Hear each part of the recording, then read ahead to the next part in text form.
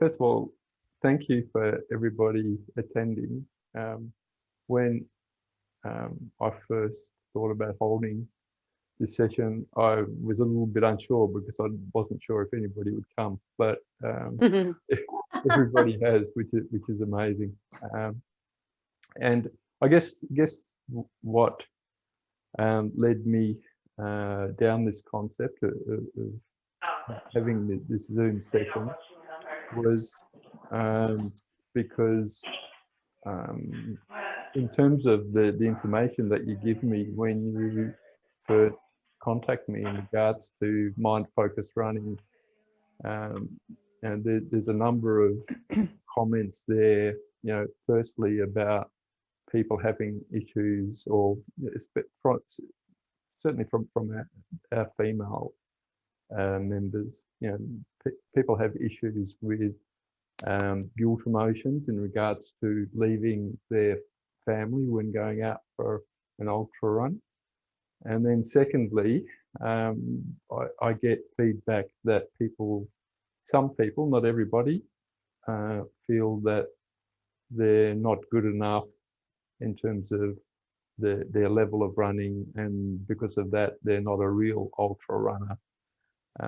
And when we have our core sessions, that kept coming up in the discussions. So when we first started looking at this concept of getting people in, guest people to facilitate these mind-focused running supergroup sessions, this was a really natural one for me to think, look, this would be fantastic if we got somebody in to talk about it. I think the thing, the issues that we're discussing, I think potentially can be helped in some way by meditation and mindfulness. But as I keep saying, I'm no therapist. And then I thought, hold on, I do know somebody who is a therapist. And so I had a chat to Sarah, and Sarah very kindly agreed to come along and have a chat about these two really important subjects. So I'll just hand over to Sarah. I'm not going to say anything for the next half hour or however long this goes. I'll just leave you to it. Thanks, Rob. But I'd also like to say we'd welcome your contribution as well.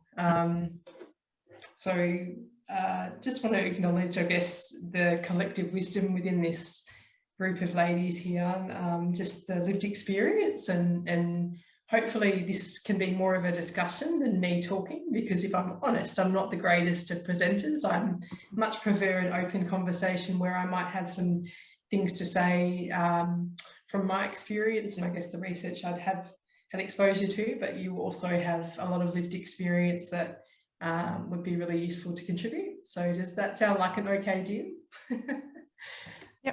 Yep, fantastic. Yep. And I guess in terms of the recording, as Rob said, if you decide that you just don't feel comfortable with having that shared, then there's no problem with that. It's just a matter of letting Rob know. Hopefully that kind of relieves any inhibition, I guess, in terms of contributing. To start off, I just wanted to introduce myself. I guess I've met probably maybe over half of you in person before, and I certainly know most of your names, but I haven't had the pleasure of meeting you all in person as yet. I haven't run many events myself in the last couple of years, but I'm aware that a lot of you have probably been in events that I haven't been at. So I just wanted to say thank you for coming along.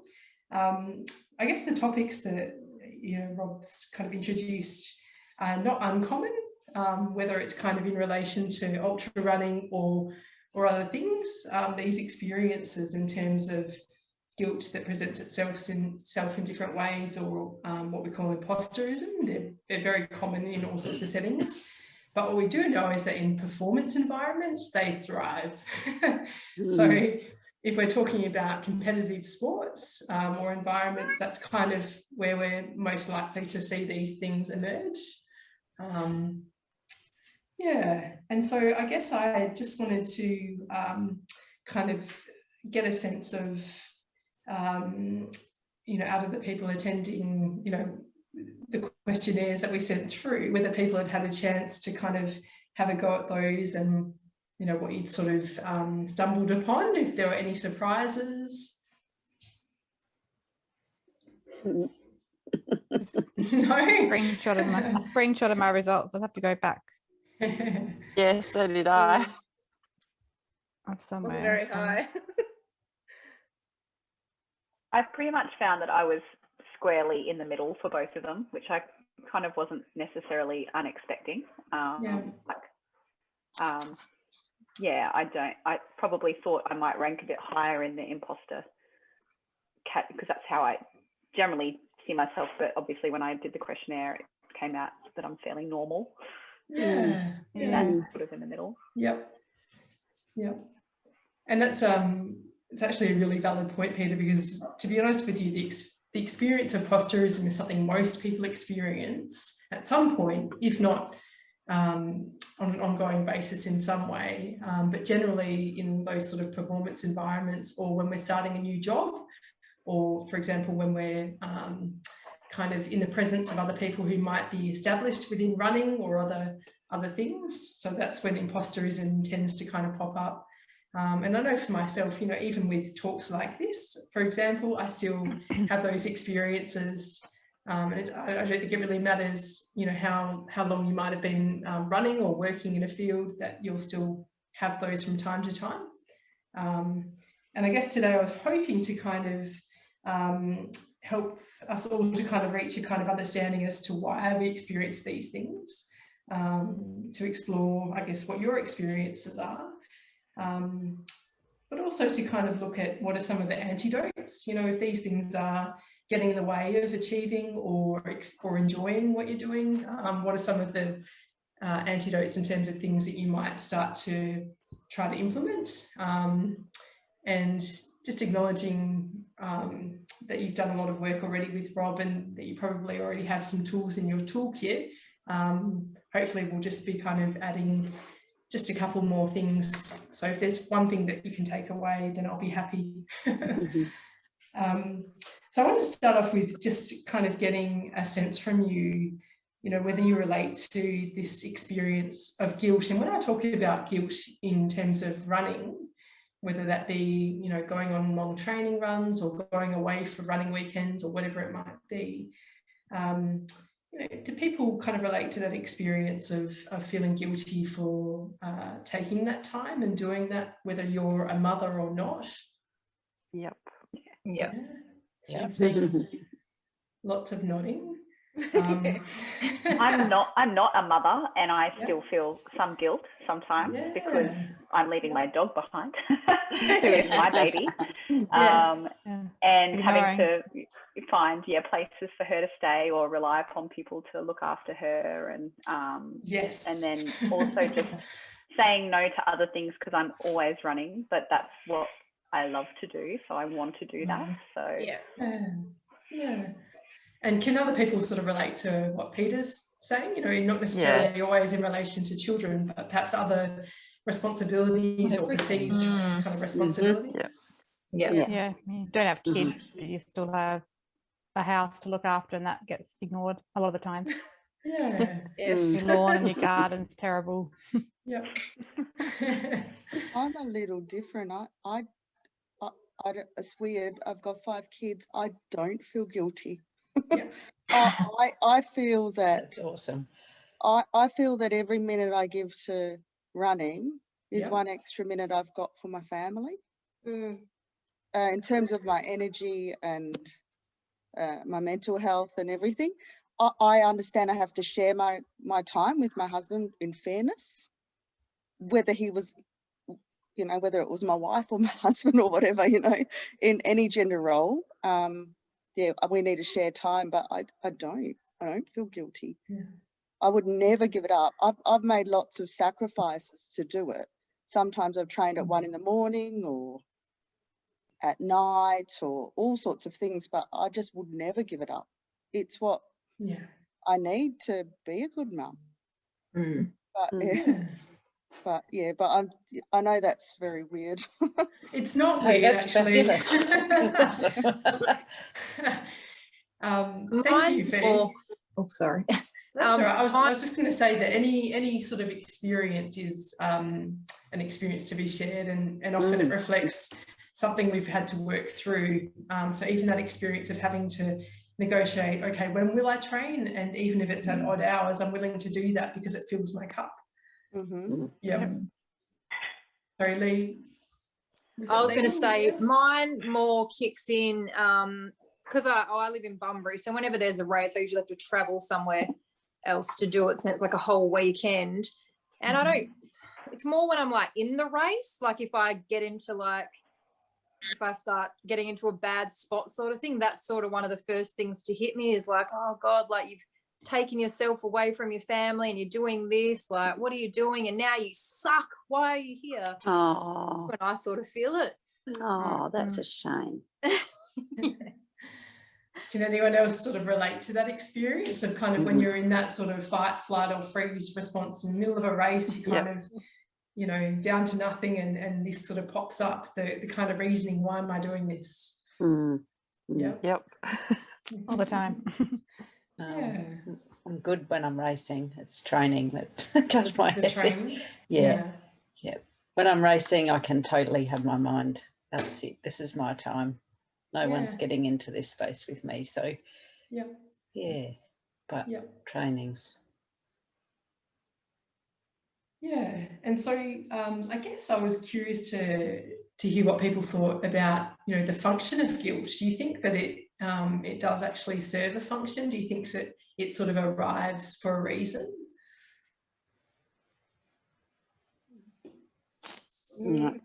Can't think of a good one. I think in a way it shows that we care about our families. Yes. It just does it in a kind of twisted way. That's true, yeah. Is it part of the maternal side of us? Because Rob said that none of his male people he trains ever have that problem. So is it a female thing only? So I wouldn't say a female thing only, but generally speaking, it would be much more sort of common for women to experience guilt, regardless of whether or not they have children, to be honest. Guilt in putting themselves first.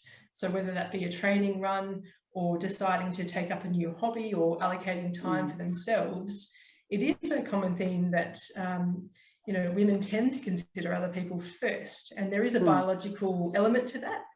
So I guess if we look at things from an evolutionary perspective, you know, there is a kind of a role that we play in terms of birthing and raising families, apparently. That's kind of what we're prescribed roles are. And so naturally with children, people we care about, animals or other things that we're responsible for, we'll go through that process of kind of going through and checking, you know, whose needs are the most important. And generally it is kind of children, family members, animals, and prioritising their needs first. So guilt does serve a function, and I guess there is a study that you might be interested in. So Amodio and Harmon Jones, 2007, they did a study to really test the theory that guilt is supposed to feel bad as a form of punishment. But what they also kind of realised was that feeling bad could motivate us to take action to repair damage. So guilt is not all bad. It actually serves an important function where there is like a perceived risk of harm. So from a female perspective, if we feel responsible and our primary sense of responsibility is to others, what we'll do is we'll do things to mitigate that risk, generally speaking. And so that guilt arrives is not abnormal or unusual or necessarily a bad thing. I guess it's about kind of finding a place for that and recognising the story that's going on. So that might be kind of actually doing a bit of a reality check.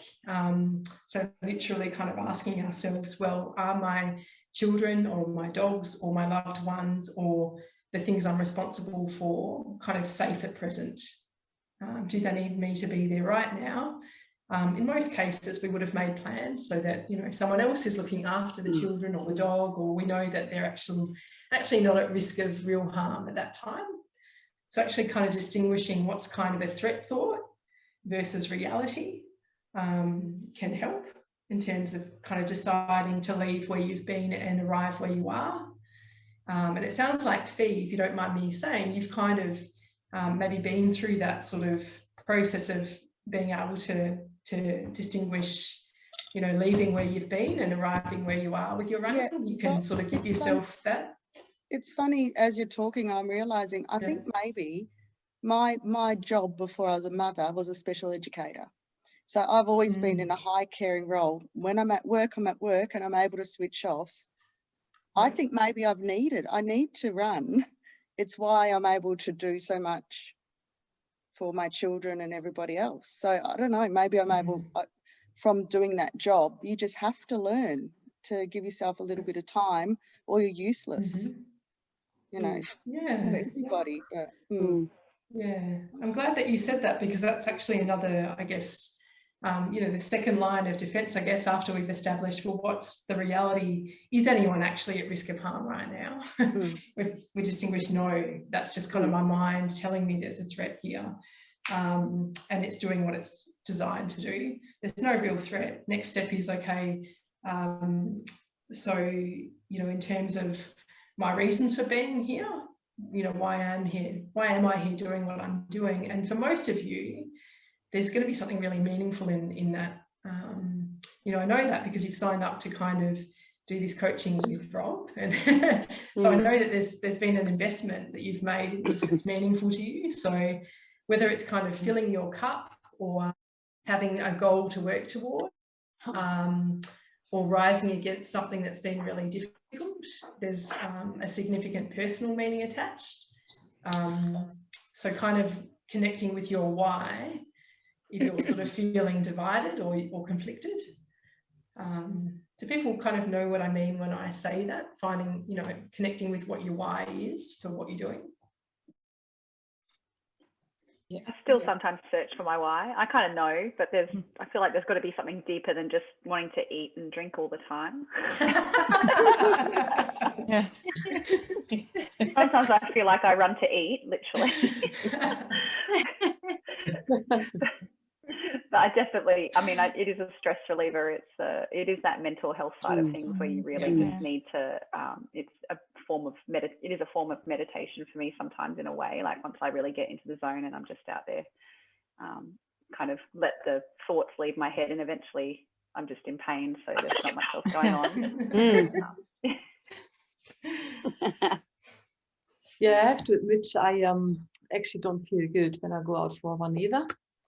And I'm not a mother, and lucky enough to have an understanding partner, but I know I have worked hard to be in the situation I'm in, and for me it's a sense of being independent, because he's doing his thing apart from work, you know, the obvious things, you know, but we always can talk to each other and meet in the middle, you know, so it's not that I take anyone's time away. So and if you travel to races, then it's always a little holiday. Everything is fine, you know, so you have to travel. So it's really, and I know that, you know, the situation I'm in is a really lucky one, and but I know I have worked for it as well to be in that situation, you know. So there's a sense of self-achievement already, you know. But yeah. And I guess related to that, a question, you know, do people ever have that experience of feeling guilty for not feeling guilty? Yeah. Almost like you should, because you're a female, or because you're whatever, you should have an experience of guilt for prioritising running. I think, I mean, I don't have the kids to look after, but sometimes I do ignore my lawn and my house and all that, and just go out running, then come home and nap. Mm-hmm. And then thinking, oh, I should be doing more stuff, and you feel guilty for not doing stuff around the house, or not prioritizing other parts of my life, and just run and nap all weekend. Run, nap and eat. Sounds good to me. Yeah. Perfect. But the other course are still sitting there and waiting for you patiently.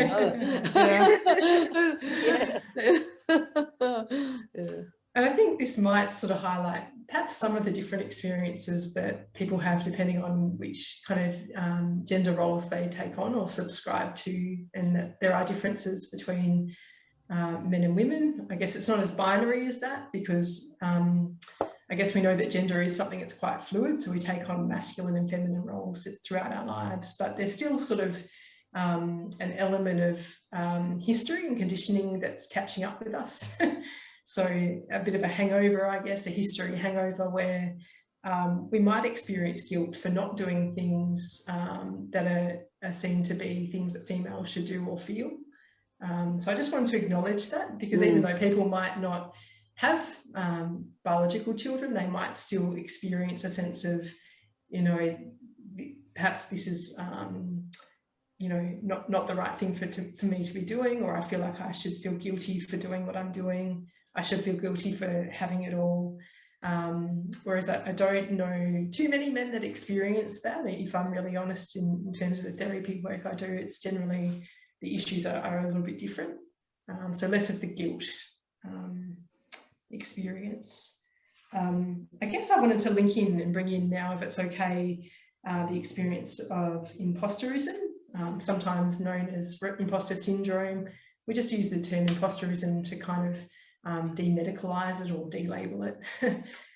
Because I said before, it's actually a really common experience, but more prevalent in environments where we're taking on something new, or it's a kind of performance environment, somewhere we're being evaluated. And it's that sort of, kind of innocence of feeling inadequate in some way, and feeling like people are going to find out that we're actually not meant to be here, feeling not good enough, and that we've kind of faked it to get here. Is that something people can sort of relate to in some way in the context of running? Oh, hugely. Yeah. I've been definitely. I've been running for ages, and I still, if people at work or people who don't know me running say, "Oh, you're a runner, aren't you?" I go, "Oh no, not really." Really? Yeah, absolutely not. No, because to me that means they think I'm good at it. If I call myself a runner, that I'm good at it. And I'm not really a runner. I'm just a determined person who doesn't like to give up. That's what I say too. Rachel. I usually always add, like you run long distances, but I go, I usually come last, or like very slow. You always add that stuff on at the end. Like I can like run or walk, hike, 50 Ks or whatever, but you always tell people like not fast. But why do we do you that? Don't run the whole way. Yeah. Why do we do that? Feel like we need to belittle our achievements by saying, but I'm not that good. I did that, but or there's always a but. Or just. Yeah. Or it was just 25 kilometres. Yeah. But I honestly, but weren't you taught at school not to be a show off?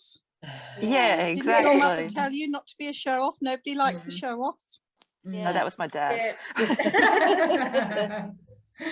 I don't really see myself as a runner. I'm not an athletic person, and I just like to have a goal and go for it. And So what do you think is the risk attached to calling ourselves a runner? People will expect us to be good. Yeah. Absolutely. We probably all are good at it, given all our life circumstances, but maybe in our own opinions, never good enough. Precisely. So it's kind of serves a similar function to guilt in some way. It's sort of a protective mechanism. It's sort of like if we can minimize our success or not actually internalize our achievement, it's almost like we can sort of protect ourselves from the failure that we fear, that failure, that fear that we're not going to measure up, that, we're not going to meet the mark or meet the expectations. So if we kind of downplay ourselves, our capabilities or our achievements, then we don't have to kind of deal with failure. So it sort of, again, it has a really clear sort of function. It makes sense why it pops up for people. But it does tend to get in the way. We tend to sabotage our own progress. I don't know if that's something people can relate to, whether they've had experience of sabotaging their own sort of progress through imposterism. I self-sabotage, but it's not really, mine's more in other aspects of my life. It doesn't, not really with my running though, I don't think. But definitely in other aspects of my life. Suffer hugely from imposter syndrome. I just don't tell people what I'm doing. That's how I don't announce it on Facebook, and I'm not on Strava, and I'll just turn up to a race and do it. and that way, if I don't do it, no one well, now Rob knows that I was planning to, but no one else knew I was planning to anyway.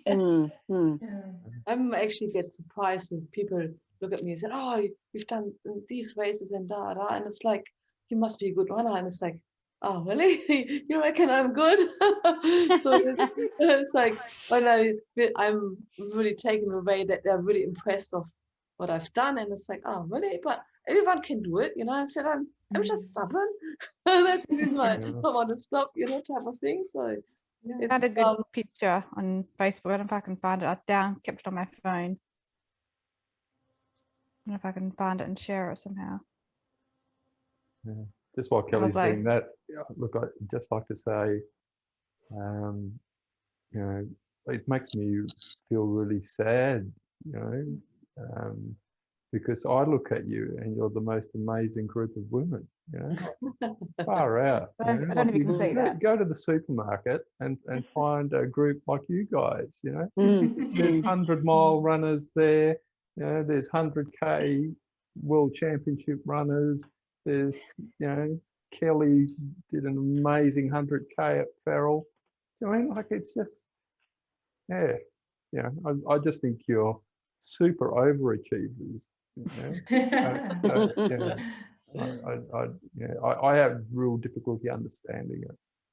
I think you've hit the nail on the head though, Rob. We are such like high achievers that we probably have our expectations so high that if we don't meet them, we feel like we're a failure. Yes. Yeah. So that's I'm kind of feeling like that at the moment. Like I finished Farrell 50 miler last year. That was by far and away not what I had planned really for last year, but it happened and I did it. And now I'm doing another 50 miler and it's a completely different race, but I am placing this pressure on myself to do better and to go faster that I don't want to. At the same time, I'm like, I don't want to do that because I want to go out there and enjoy it. So I am kind of in this halfway, I just want to go and enjoy it. But there's this little tiny part of me in the back of my mind that's like, yeah, but people are going to expect you to do better. I don't think they are. That's me trying to expect me to do better, but I'm like having this little internal fight with myself about like trying to not put pressure on myself, but I can't help it. And I think you've all kind of alluded to this idea of, I guess, the self-expectations. So the expectations we hold of ourselves are often, unreasonably high or unrealistic, or don't give space for anything else to happen, and so when we have that experience of kind of having this really high self-expectation, or something that's very sort of achievement focused, we tend to kind of, get caught up in that sort of sense of imposterism. I'm not good enough to be here. They're going to see that I'm, not kind of worthy of being in this race or whatever it might be. So there is a link between that sort of perfectionism and experiences of imposterism. So the processes, like the internal processes that maintain imposterism, are high self-expectations, but also self-comparisons, which is an interesting one because we're social creatures. So we're kind of designed, again, in an evolutionary perspective, we're designed to compare ourselves to others in order to survive. And I guess we needed that way back when we were competing for resources, limited resources. But in the modern world, we don't really need that to work in the same way, but it still occurs. I wonder if people relate to that sort of process of self-comparison. Yeah. Yeah, all the time. I think Strava's your worst enemy sometimes. Yes, I told my cousin to get off Strava. Terrible sometimes. Yeah, that's why I'm not on Strava. It does my head in. And I think even more training wise, I just think, oh my God, everyone else is doing 3 times more than I'm doing. And I just can't deal with it. Yeah. Especially when injured. Like I've been struggling with that, like, because I'm not running that much. And then I find myself constantly like going, oh my God, they're doing so much better than me. Like, and like, obviously they are because they're not injured, but I just, that whole cycle begins. Yeah. And the problem with Strava or social media, any of those tools that we now have access to, is that we do kind of only get a certain amount of information. So we generally see how well people are doing. we don't tend to see the struggles so much, or kind of the training sessions that haven't worked out, or the things that people don't do. And so it does become quite a misconstrued representation of reality. So the social comparisons aren't even really fair. But just even kind of being able to see the process itself happening can be useful. And I guess that's where something like mindfulness practice can sort of become quite useful in terms of recognizing, judging, comparing, labeling, whatever's happening, and trying to sort of just be aware of the story that's playing out. The other thing I wanted to mention was that sort of, we were talking about guilt, for example, that sort of natural process that occurs when we have a sort of failure or setback or some kind of human experience, right? Say you run an event that you prepared well for, you train hard for, but you had an injury, or a setback, and there was that experience of disappointment, which is, a human experience.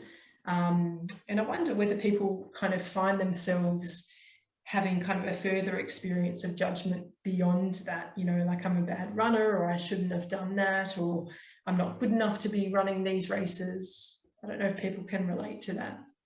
Yep. Yeah. Especially the not good enough to be running the races. Yeah. And so I'm going to tell you, I guess, give you a bit of a metaphor which might help to kind of identify the parts that we do have some control over and might be able to kind of identify. So when we experience a setback, say we, again, run an event and we don't get the time we'd hoped, or we don't finish, whatever happens, it's a natural experience of disappointment, an experience of, I guess, human suffering that we can all sort of relate to. So that's kind of like the first arrow that's been shot, the first wound in, which makes us human. It's natural we're going to have a response to it. What tends to happen is we then shoot the second arrow, which is, I'm not good enough to be here anyway. I should have done more preparation. I should have worked harder. I'm not really a runner. I don't deserve to be running these events. And what follows that is an experience of even greater suffering, and often kind of being immobilized for a period of time. So that's where, after an event where, things don't go according to plan, people tend to find themselves maybe going off track for a little while, getting caught up in self-doubt, and perhaps kind of raiding the junk food stores and engaging a little bit too much in, the red wine drinking, and kind of engaging with almost like a self-pity. Can people relate to that? Or is it just me? Not just you. So it's the shooting of the second arrow. That's the process we have some element of control over.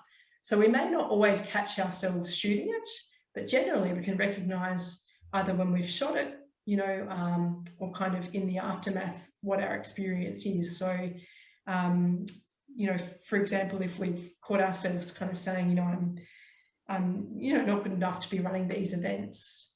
Kind of saying, okay, yeah, I've shot the second arrow here. Is it going to be a helpful thing to kind of go with this? Is it going to help me to recover from this experience? Is it going to help me to kind of prepare for the next one? What do I need to do for myself at this moment of suffering, rather than just continue to judge and kind of stample on ourselves more than we've already been stampled on. So it's going back to that, when the first arrow was shot, and going, what is it that I need in this moment of suffering? You know, this disappointment, this setback, what do I need to do for myself? And a useful way to kind of go about that is kind of think about if you've ever had a kind coach, someone like Rob or someone else that you might have experienced, you know, had some kind of relationship in your life where when you've made mistakes, they've not been the ones that have kind of given you a hard time and said you shouldn't have made the mistake. You know, instead they've kind of acknowledged that it's hard. Yeah, you know, you wish that hadn't have happened, or you wish it had have turned out a different way. But what would it, you know, what can we do with this now? Where do we want to go with this now? So it's kind of acknowledging that kind of human response and thinking about what you need and kind of recovering, rather than kind of lingering in self-pity and further suffering, which arrives with a second arrow. So yeah, that's kind of a metaphor that might be of help. And that idea is derived from an approach called compassion-focused therapy. A lady called Kirsten Neff, if you're interested in looking her up, last name Neff. She sort of cultivated this framework which helps us to kind of understand how to respond to ourselves with failures and kind of human experiences, acknowledging that often we tend to be very focused on achievement to build our sense of self-worth, or external validation to build our sense of worth. But those things kind of let us down because we can't always rely on them. We can't always win the race. We can't always kind of achieve the things we planned. So she sort of developed this framework of responding to ourselves differently and focusing more on the relationship with ourselves and looking at the quality of that. And she talks about three main components. One of them is mindfulness. You'll be grateful to know, Rob. So it's that simple awareness of, you know, what's my internal process that's going on here? You know, how have I responded to this setback? You know, what is it that I'm thinking and feeling? Am I judging? Am I labeling? What's going on for me? The second component is this idea of common humanity. So I'll give you a little bit of a quote from a French philosopher, which kind of puts it into context, I guess. But Michel de Montaigne said, "Kings and philosophers shit, and so do ladies." True. Yeah. So it's this idea that at the base of it all, despite kind of experiences, kind of roles in life, gender, background, the base of it all, as human beings, we all know what it is to kind of suffer, and we can sort of connect in terms of our range of human experiences, you know, the range of emotions we feel from day to day, even though those things are not always outwardly obvious, or that people don't always let us know about them. So a good way to think about this is think about, say you had a friend, you know, or a training buddy who was disappointed with their performance in a recent event, and they were giving themselves a hard time, beating themselves up, saying, I should have done this, should have done that, should have prepared more. Thinking about how you would want to respond to them as a friend, you know, what you would want to say to them, what you'd want to offer them in terms of kind of words or acts, you know, what sort of stuff comes to mind? You would give them comfort, I guess, and point out all the good things that they did in the race, rather than things that, you know, didn't go so well for them. Yeah, they, you know, you finished, or even if they didn't finish, there was probably a good reason why they didn't finish, and and give them ideas for future events if they wanted to, you know, try again. You'll give them more comfort, I guess. I know there's someone I know that trains harder than anyone I've ever met, and I'm often telling this person, Lou, I was just going to say, you're talking about Lou. That she could never have trained any harder. She is amazing. She is amazing. Thank you, Fee. And I guess it's not always easy to receive that, nor is it easy for us to kind of offer that to ourselves. It's much easier to extend kindness to other people, right? It's often just an automatic response, particularly as females, you know, in nurturing roles. It's sort of easy for us to extend that to others, that compassion and that kindness. So to ask you to flip that around and think about how you would actually extend that to yourselves, how does that feel? Awkward. Yeah. Yeah.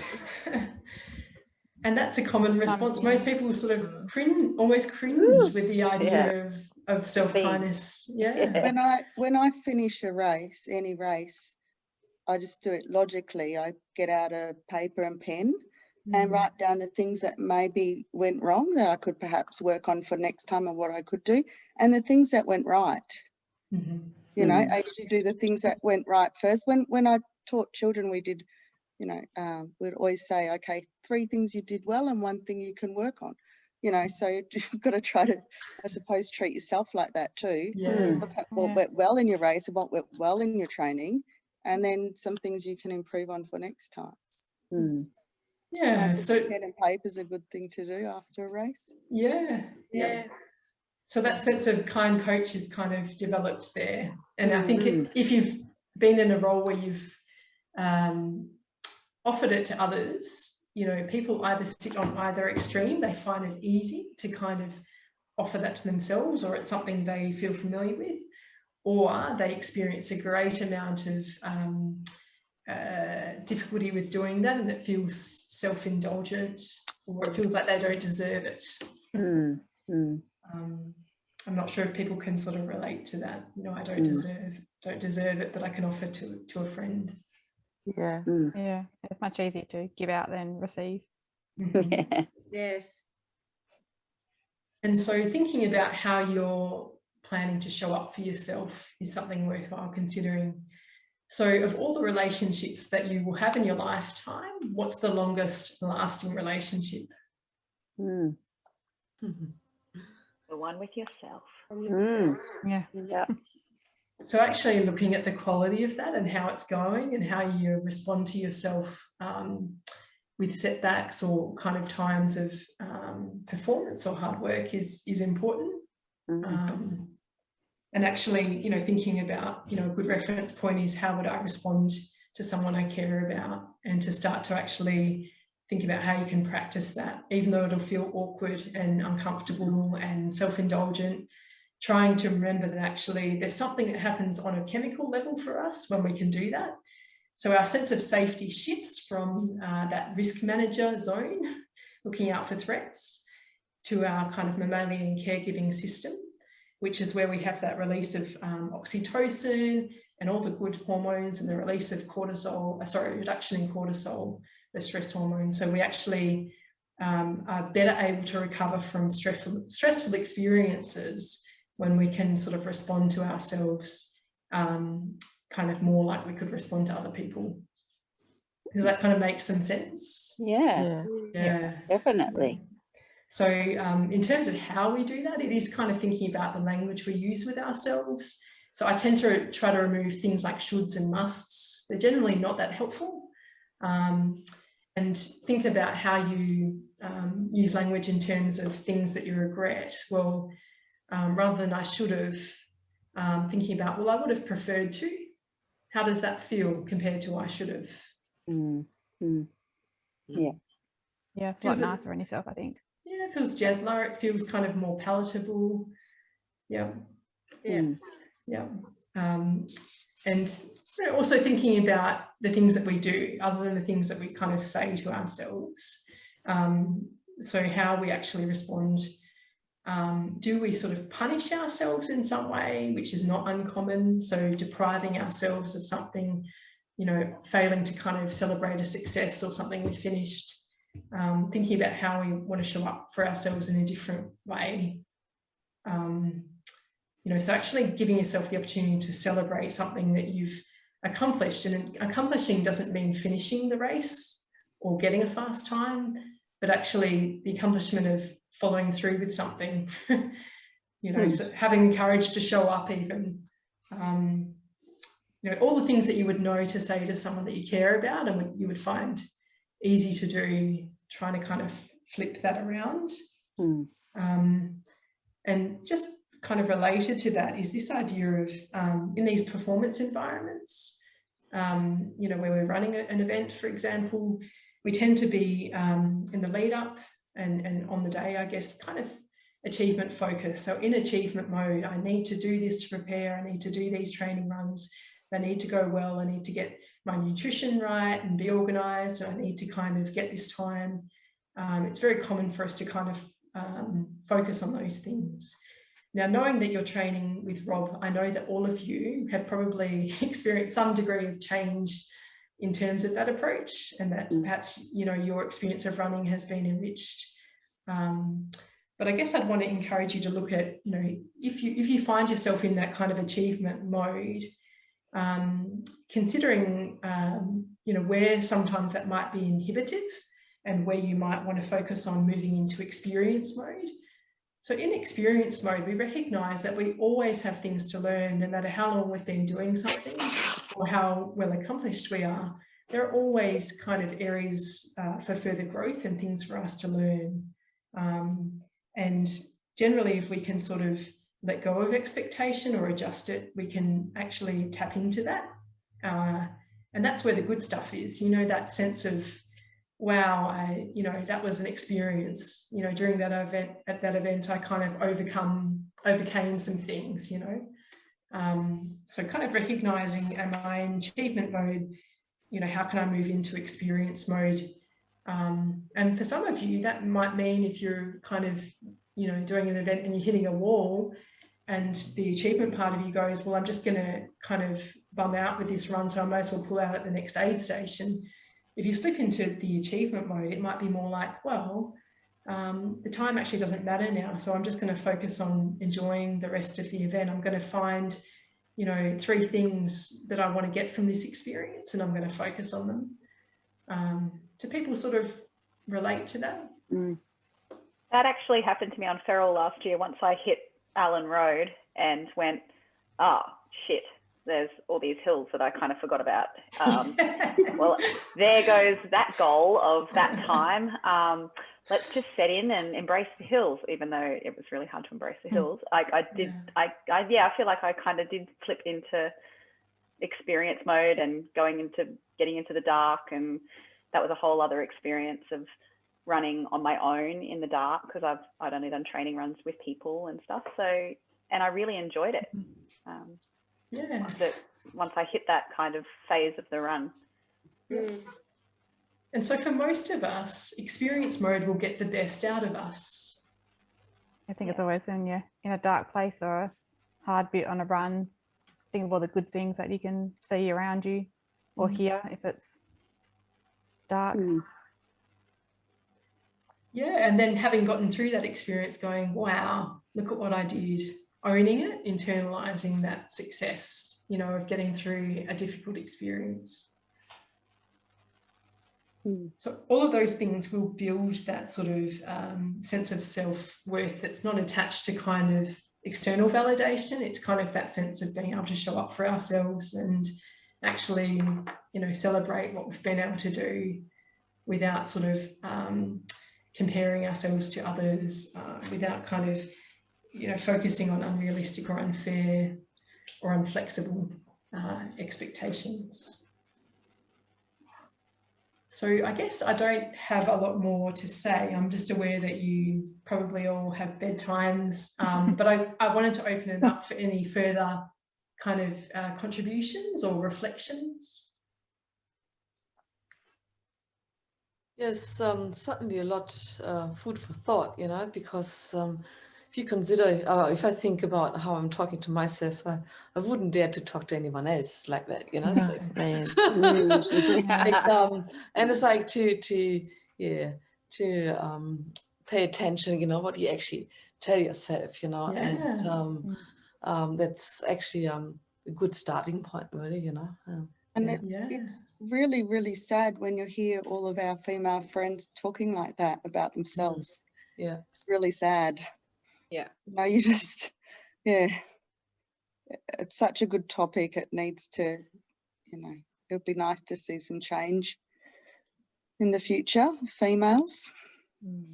I like the idea, like, yeah, of imagining, would I say this to someone else? I like, no, I wouldn't dream of it, so why would I be saying it to myself? Don't say it to yourself. I like, Yeah, I think like you're always comparing yourself to others, and they can run faster, and I should be able to do this. Like after training for a few years, I should be able to run better or perform better by now. When you see other people maybe achieving things quicker than you are. And I guess the interesting thing about that, Kelly, is that, you know, and Rob's kind of indicated this, that if we could view ourselves through other people's eyes, often there's this massive gap. So people see amazing things in us that when we're in a place of suffering, we sometimes find it hard to connect to. I don't know if you, I know it's back to front, but people like you see. I was just thinking that I saw that the other day, and I was thinking the exact same thing. I'm like, you are always going to be inspirational to someone, even if you don't know you are. But yeah, that there are you see people yourself that think you're amazing. Yeah, and I'll send it to the group. But and look, I think case in point is that I hope I'm not going to embarrass you, Kelly, but I have to say that at least a dozen people have mentioned to me in the last year how inspiring they found your Farrell performance. Oh, that it really inspired them to get out there and have a go at something, you know, to actually kind of try a longer distance. And yeah, I guess I wanted to share that, like, as case in point, that there's so much that we don't see about ourselves that others can see. But if we were to flip the lens around a bit and give ourselves an opportunity to see kind of more, that might actually help us to thrive.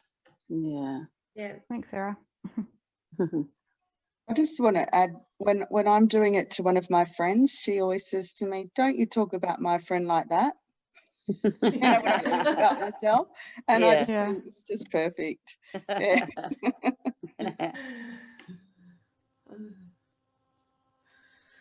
So Rob, I'm not sure if you had anything that you would like to contribute or add. Look, I think the discussion has been absolutely wonderful. Thank you, Sarah, for facilitating that, and thanks everybody for their really genuine contributions. I think, you know, I guess the only thing that I can add is in one of our group sessions in terms of goal setting, I ask the people in that session who gets the loudest cheers at the finish line of a 100-miler, and the answer, everybody knows the answer, and the answer is the person who finishes last, you know? Because there is just so much respect for the amount of effort and time that those people have put into that event, and that's what all of you are doing every day, you know, with all of your runs. So yeah, no, so thank you very much.